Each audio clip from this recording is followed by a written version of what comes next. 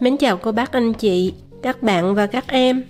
Lạp xưởng, có người còn gọi là lạp sườn, là món ăn ngon và thông dụng dùng trong các món xôi, bánh bao, xíu mại, bánh đúc.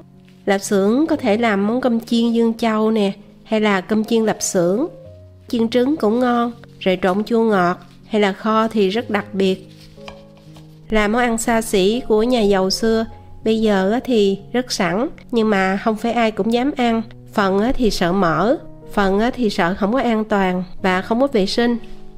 Rất nhiều cô bác anh chị em muốn tự làm tại nhà nhưng mà sợ cực, nhất là khâu làm vỏ và nhồi. Ai cũng sợ nhồi bởi vì không có dụng cụ, nhất là cái khâu mình phải tìm mua vỏ. Vậy thì trong video ngày hôm nay, mình sẽ làm lạp xưởng rất nhẹ nhàng, không có cần vỏ lạp xưởng nè, cũng không có cần nhồi luôn. Lạp xưởng làm ra nhìn giống y chang như là lạp xưởng có vỏ, và ăn ngon cũng y như vậy. Thậm chí là mình sẽ tiết kiệm thời gian sấy, nhanh hơn là lạp xưởng có vỏ luôn. Quan trọng là mình khuyên sẽ chia sẻ tỉ mỉ để mình làm cho an toàn cho gia đình mình, hoặc là mang biếu người thân vào dịp Tết sắp tới. Bây giờ mình sẽ cùng bắt đầu.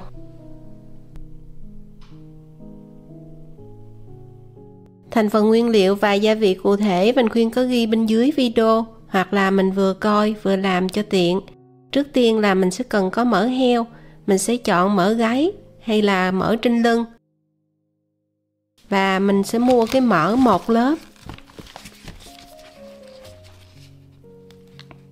Và khi mình bấm tay vô mình thấy nó cứng, mỡ dày, nó chỉ có một lớp như vậy nè thì nó mới giòn. Và khi mình làm ra nó mới ngon. Đây thêm một miếng nữa để mình nhận ra cái loại này nè là mình làm ngon nhất.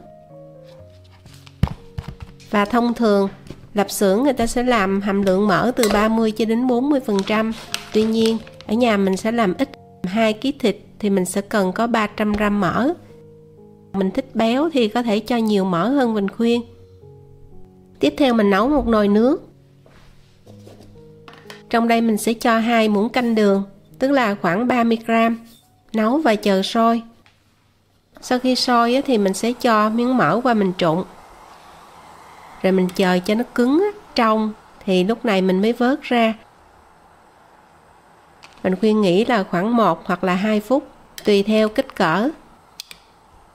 Và cái bước này để giúp cho miếng mỡ nó cứng mình cắt cho dễ hơn, cũng như là lúc sau miếng mỡ nó sẽ trong và giòn. Lưu ý ở đây đó là mình sẽ cắt cho thiệt là mỏng luôn, tức là khoảng tối đa là 2,5 ly. Do mình khuyên cắt cái này hơi lớn nè, thành thử chút mình làm lạp xưởng ra nó không có đẹp. Mình phải nhớ cắt thiệt là nhỏ luôn.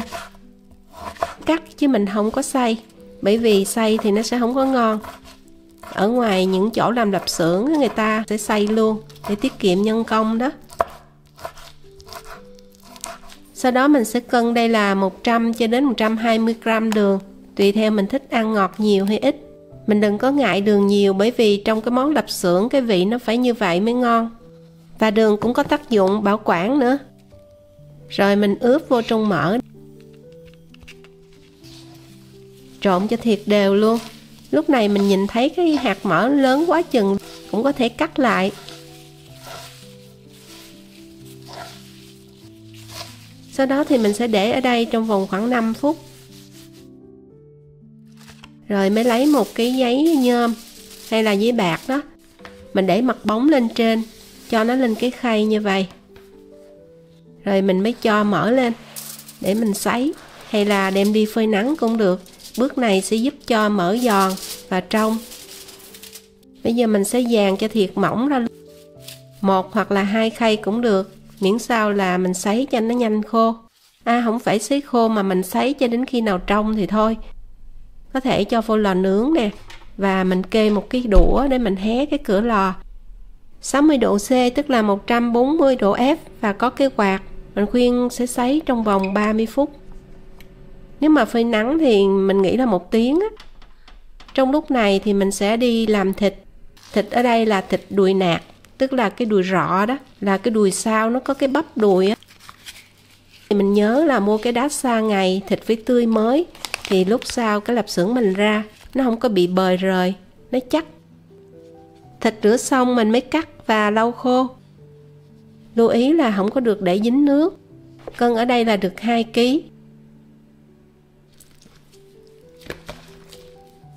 Mình cho vô đây khoảng 100ml rượu. Rượu gì cũng được, mình khuyên rửa bằng rượu vodka.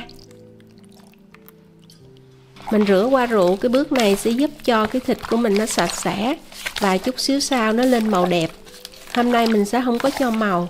Đồng thời mình làm xong là lạp xưởng nó trong vắt luôn. Do mình khuyên có máy xay thành thử sử dụng cái khuôn khoảng 7-8mm. Và cái máy xay của mình ở đây có thể cắt tay giống như video kỳ trước mình khuyên chia sẻ. Còn không thôi thì cắt ra rồi bằm. Chỉ cần 1 phút thôi là 3,5 kg thịt. Do đó cái này 2 kg mình xay có chút xíu là xong.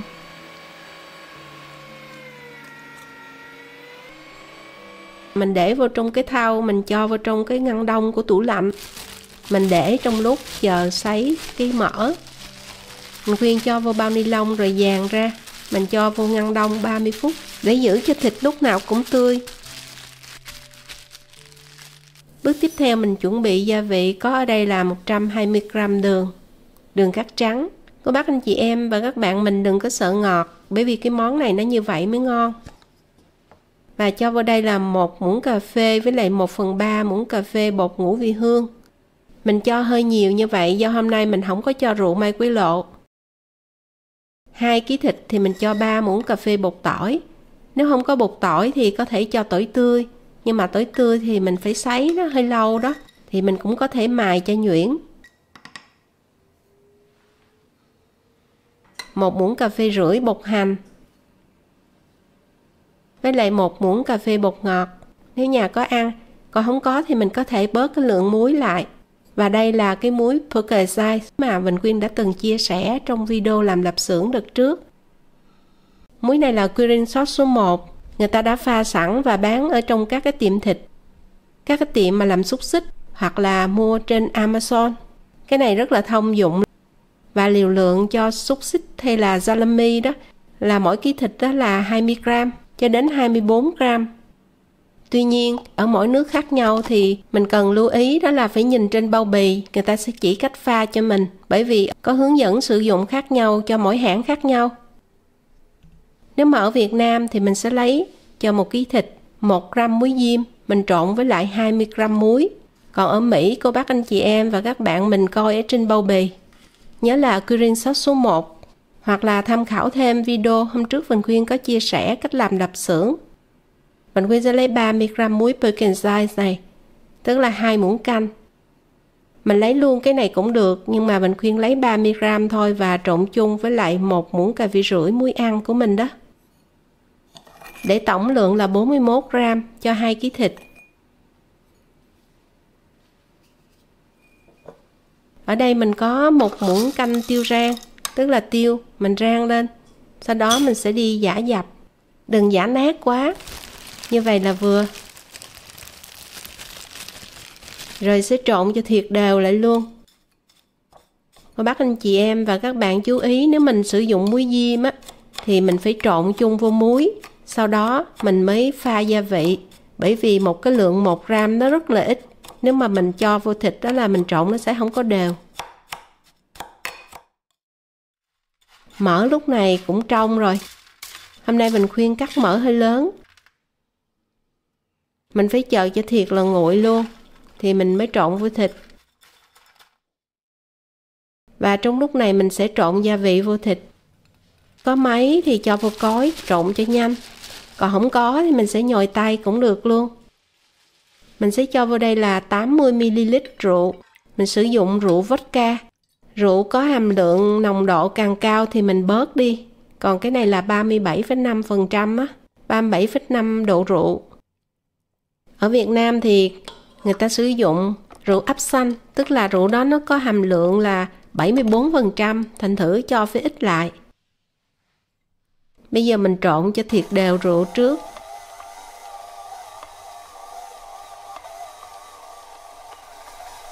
Sau khi mình nhìn thấy nó đều như vậy rồi, lúc này mình mới cho từ từ gia vị vô và trộn cho thiệt kỹ. Cô bác anh chị em mình nhớ trộn cho thiệt kỹ, bởi vì không thôi là thịt chỗ chín chỗ sống. Bởi vì khi mình cho cái muối diêm vô đó là nó làm cho chín thịt. Nó chín thì thịt nó mới không bị hư trong lúc mình sấy, hoặc là để bảo quản được lâu. Sau đó thì mình cho mỡ vô luôn. Mỡ lúc này phải thiệt là nguội.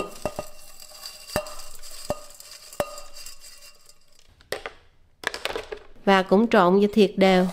Bạn khuyên lưu ý ở chỗ này, tức là mình phải nhớ trộn cho thiệt đều, để không thôi chút nữa mình sẽ nhìn thấy chỗ nào mà không đều á thì nó sẽ màu đỏ, còn chỗ nào mà đều á thì nó sẽ có cái màu thịt bị đậm đi, bởi vì cái chỗ nào mà nó thấm trước là nó đậm nè. Như vậy thì mình phải trộn lại một lần nữa cho thiệt kỹ để cho nó đều hết. Sau khi trộn xong mình sẽ thấy nó như vậy, tức là nó có cái độ hơi hơi dẻo dẻo như vậy nè. Như vậy thì lạp xưởng làm ra nó mới có độ kết dính và không có bị bời rời.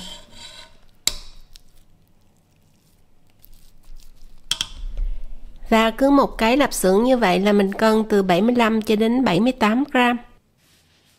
Thay vì cho vô vỏ thì mình khuyên sẽ lấy một cái miếng ni lông folie, rồi mình cho lên ni lông folie, lấy tay mình kéo như vậy nè, làm giống mình khuyên, rất đơn giản. Mình lăn dài ra, rồi cứ lăn cho đến được 20 cm. Mình xoắn hai cái đầu, mình lăn cho kỹ để chút nữa nó chắc lạp xưởng. Rồi bây giờ thì gỡ cái folie này ra. Rất đơn giản và nhẹ nhàng, mình đã được một cây lạp xưởng rồi. Và mình có thể sấy ở trên khay, hoặc là mình cho lên một cái mâm cũng được nữa. Nhưng mà cái khay có lỗ hoặc là cái vỉ thì nó thoát nước dễ hơn, nên nó sẽ nhanh khô hơn. Mình cuộn lại xong rồi vuốt như vậy nè, cho nó dài ra và được 20 cm. Rồi xoắn hai cái đầu lại, cho nhìn nó giống như là cái lạp xưởng thiệt luôn đó. Rồi tháo cái ni lông folie ra, làm rất nhanh, chỉ thoáng một cái là xong liền, phơi hoặc là sấy đều được. Đó, dễ dàng chưa? Nhìn rất đẹp luôn, đâu có cần cái vỏ đâu nè. Rồi mình sẽ đặt lên vỉ, nhớ đặt lên chính giữa nè, như vậy nè, thì chút nữa mình sấy hay là phơi nó cũng dễ khô nữa, nó không có rớt xuống đâu. Lần lượt mình khuyên sẽ làm cho hết. Tổng cộng mình được 34 cây.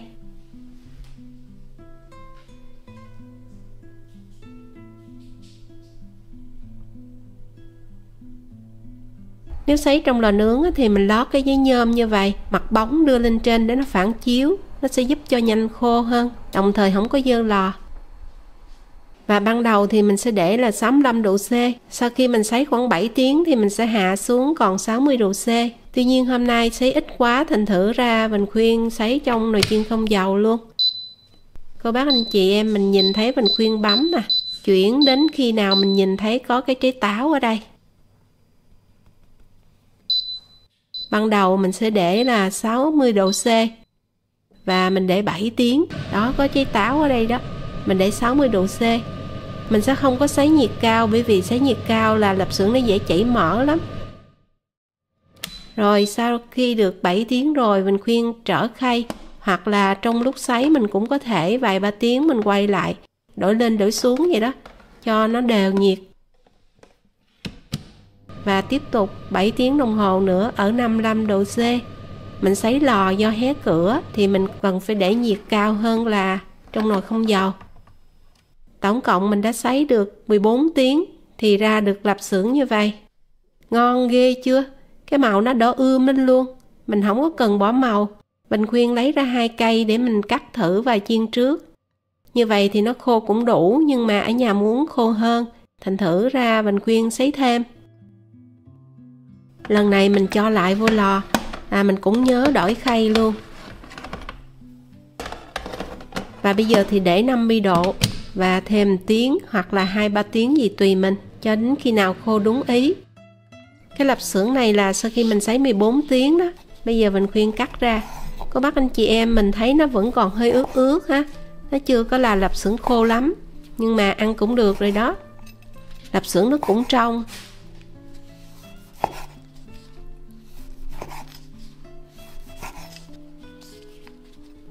Cắt thêm cây nữa nè. Rồi mình sẽ đi chiên luôn. Chiên lạp xưởng thì mình sẽ để nguyên cây, mình cho vô nước rồi chiên. Tuy nhiên là mình khuyên cắt ra như vậy nè, từng miếng. Ồ, nó trông đẹp ghê chưa? Mình thử ra mình cho vô chảo chút xíu dầu. Rồi mình sẽ chiên cho đến khi nâu vàng và lật trở. Thơm dữ lắm luôn á.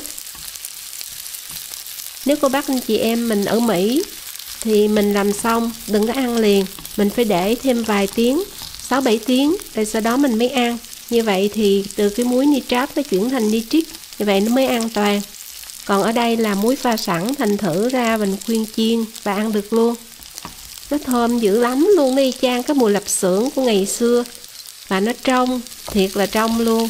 Nhìn thích ghê chưa, ngon dữ lắm luôn đó. Mình khuyên chiên với cơm.